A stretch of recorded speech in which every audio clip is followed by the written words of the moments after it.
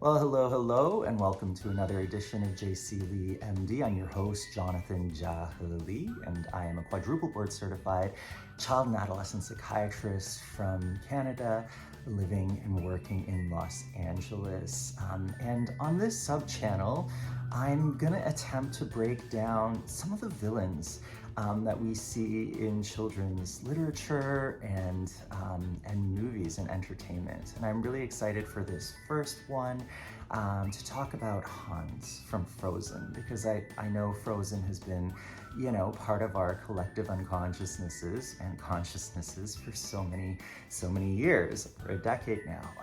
And what makes Hans so nefarious? I mean, he's obviously very good looking. He strikes a handsome figure.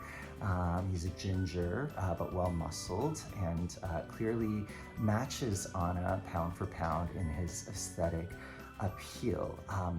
The thing about Hans is that he really exemplifies in my mind, and again, I'm not able to make a diagnosis from far away because I've never interviewed him face to face, but he really, in my opinion, exemplifies the classic kind of narcissistic courtship strategy. Here is this young, seemingly underprivileged, 12th son in the lineup to the throne, who really has no power and privilege, even though he's white and muscular and probably over 6 feet, who comes to Anna and is so effusive in his demonstrations of his love for her. Their mental synchronization can have but one explanation. And often it is that kind of, oh my God, lightning has struck.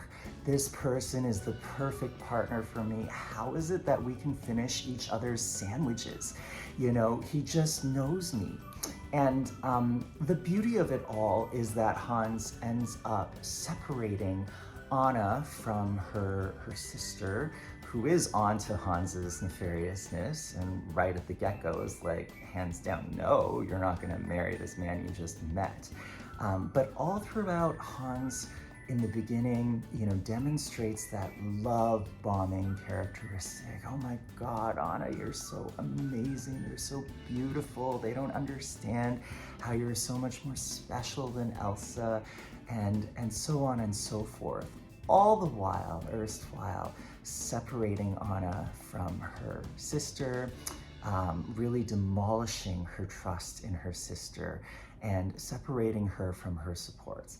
This is classic narcissistic abuse, the cordoning off, the weakening of the victim, the desire and the strategic planning to whittle down all of those mentally healthy supports that might insulate or allow a victim to have the resilience and the wherewithal to say, you know what, that's not okay.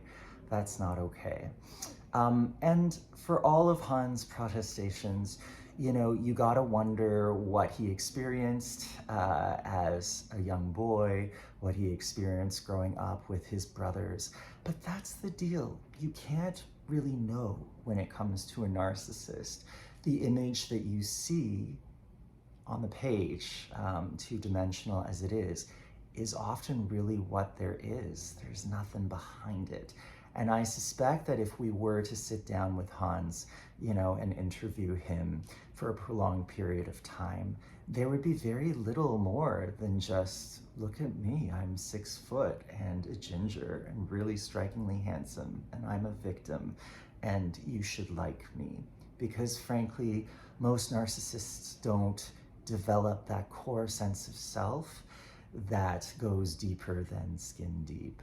So all of that is my initial analysis, the first of hopefully many, on Disney and other child entertainment villains, because I do think there's a lot that we can learn, not only as kids, but also as parents of kids, in the mental gymnastics and machinations that villains go through to exact their power over their prey.